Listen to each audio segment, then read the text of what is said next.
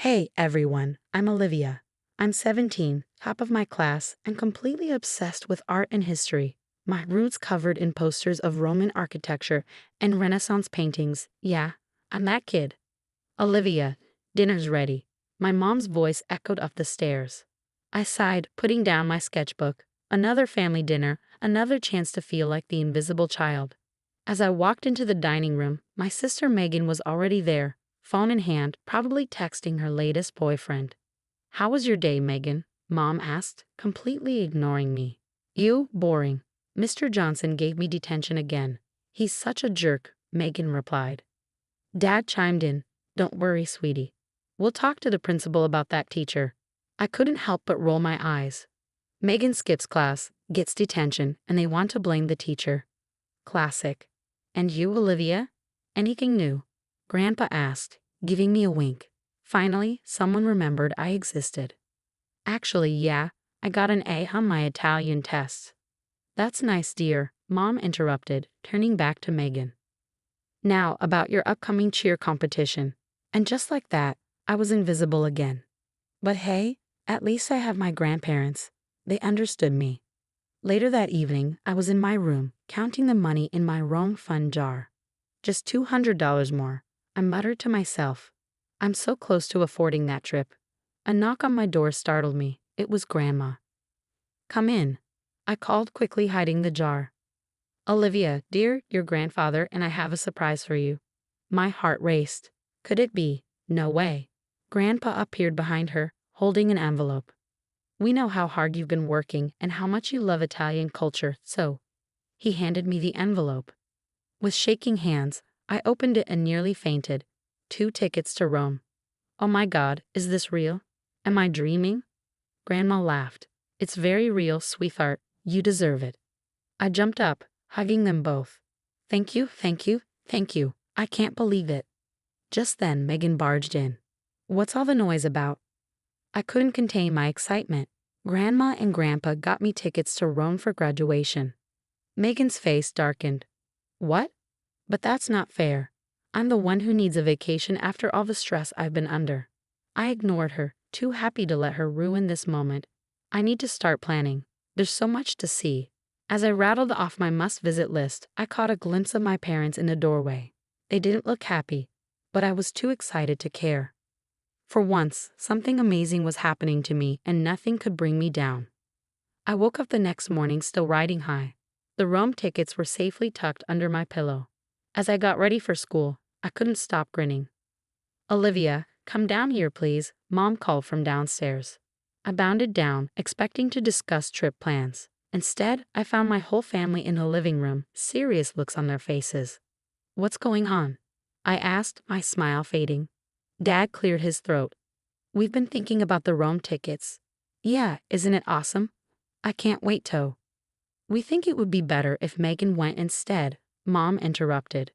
The world stopped. "What?" "Megan's been under a lot of stress lately," Dad explained. "She could really use this trip." I turned to my grandparents, hoping for support. They looked as shocked as I felt. "But those were my tickets," I stammered. "Grandma and Grandpa gave them to me." Megan smirked. "Don't be selfish, Olivia. You know I need this more than you." "This isn't right," Grandpa interjected. "We gave those tickets to Olivia as a reward for her hard work." Mom sighed. "Dad, you don't understand. Megan's been struggling. This could really turn things around for her." "And what about Olivia?" Grandma demanded.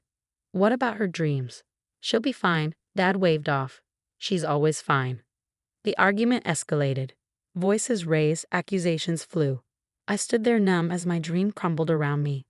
"Fine," I finally said, my voice barely a whisper. "Take the stupid tickets." I ran upstairs, slamming my door. Tears streamed down my face as I collapsed on my bed. How could they do this to me? The next few days were a blur. I went through the motions at school, avoided family dinners, and spent most of my time locked in my room. One afternoon, as I was mindlessly scrolling through my phone, I overheard my parents arguing in their room. "We can't keep doing this, John," Mom hissed. "The credit cards are maxed out, the bank's calling about the mortgage." I know, but what choice do we have? We can't let Megan's mistakes ruin her future." My ears perked up. Mistakes. What mistakes? Maybe if we dip into Olivia's college fund again. I gasped, then quickly covered my mouth. My college fund. They've been using my money. Suddenly, everything started clicking into place.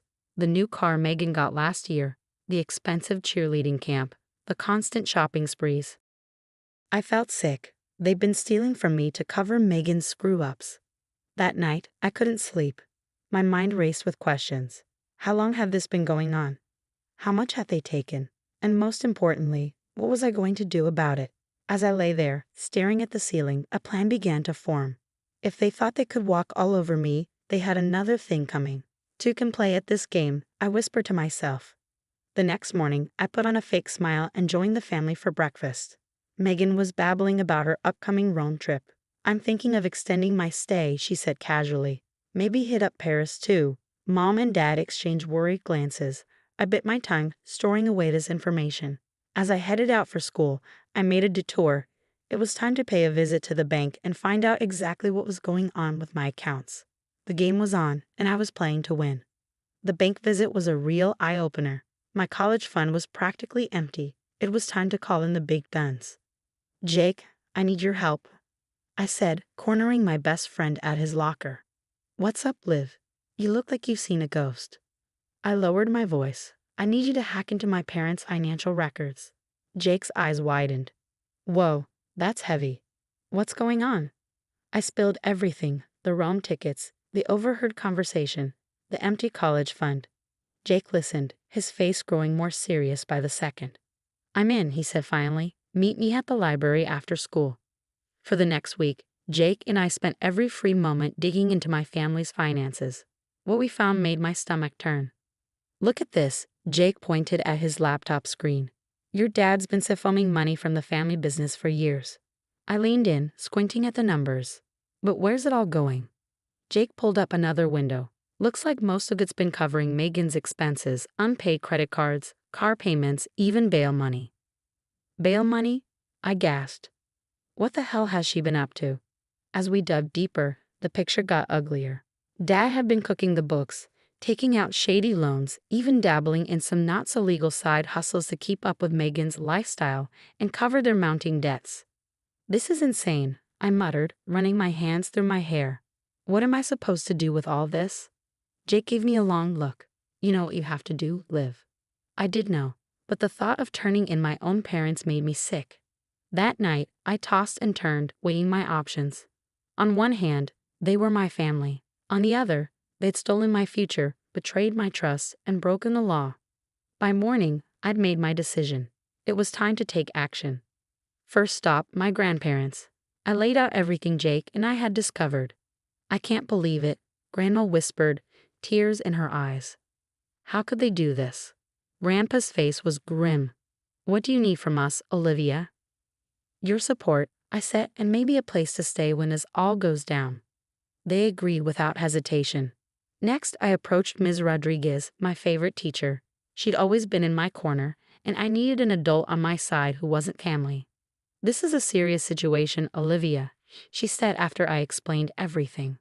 Are you sure you want to go through with this? I nodded. I have to for my future, and honestly, for Megan's too. This can't go on. Ms. Rodriguez sighed. All right, I'll help however I can. With my allies in place, Jake and I started formulating our plan. We need to gather irrefutable evidence, Jake said. Something they can't wiggle out of. I thought for a moment. The family reunion next month. Everyone will be there, including Dad's business partners. Jake grinned. Perfect. We can set up hidden cameras, maybe even get some of them to incriminate themselves on tape. As we hashed out the details, a mix of excitement and dread bubbled in my stomach. This was really happening. You okay? Jake asked, noticing my expression. I took a deep breath. Yeah, it's just, once we do this, there's no going back. Everything changes. Jake squeezed my hand. Sometimes change is necessary. You've got this. Liv. I nodded, steeling myself. The countdown to the family reunion and the biggest confrontation of my life had begun. The day of the family reunion arrived and my heart was pounding. Jake and I had spent weeks meticulously setting everything up. Hidden cameras were in place, and we had a fail-safe plan to expose everything. As family members and Dad's business partners began to arrive, I plastered on a fake smile. "Great to see you, Uncle Bob. How's the golf game?" Meanwhile, Megan was holding court in the living room, bragging about her upcoming Rome trip. "It's going to be so amazing. I might even stay for a whole month." I caught Mom and Dad exchanging worried glances. Showtime. I clinked my glass to get everyone's attention. "I'd like to make a toast to family and to the truth." With that, I nodded to Jake, who hit play on his laptop. Suddenly, the TV screen lit up with damning financial records and recorded conversations. Dad's face went pale. "What is this?" "This," I said, my voice shaking but determined, "is the truth about where our family's money has been going." The room erupted into chaos. Dad's business partners were shouting, demanding explanations. Aunt Susan was crying, and Megan was having a full-blown meltdown. "You can't do this to me," she screamed. "How am I supposed to pay for my DUI lawyer?" Then the room fell silent. "Mom, what DUI?" Megan's eyes widened as she realized what she had said. I mean, but it was too late. The floodgates had opened. Megan spilled everything: the drunk driving, the shoplifting, the credit card fraud. With every word, Mom and Dad looked more and more defeated. Suddenly, sirens wailed in the distance. Miss Rodriguez had come through, alerting the authorities at the perfect moment. As the police entered, reading warrant of removals and slapping on handcuffs, I felt a strange mix of relief and sadness. This was justice, but it was also the end of my family as I knew it. Grandpa put his arm around me. "You did the right thing, Olivia. We're so proud of you." The next few months were a whirlwind of legal proceedings. Dad and Megan both faced charges, while Mom got off with probation for her lesser role. Through it all, my grandparents were my rock. One evening, Grandma said, "How would you feel about us being your legal guardians?" I hugged her tightly, tears in my eyes.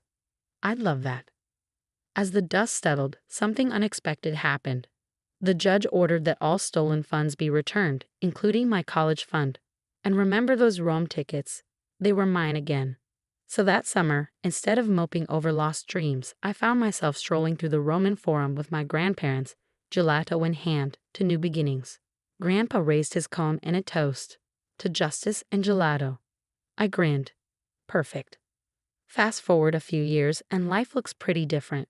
I'm in my junior year at a top art school, interning at a prestigious gallery, and my first solo show is coming up next month.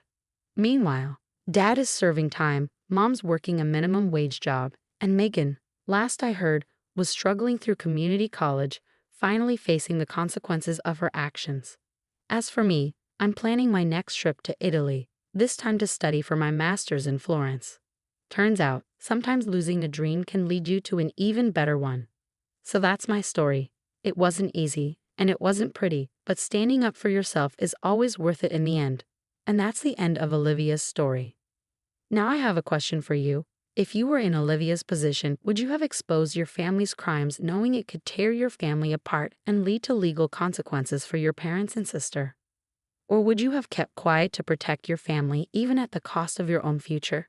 Share your thoughts in the comments below. Your perspective could help others facing difficult ethical dilemmas. If this story of justice and standing up for yourself resonated with you, don't forget to hit that like button for more compelling stories of revenge and personal triumph. Subscribe to our channel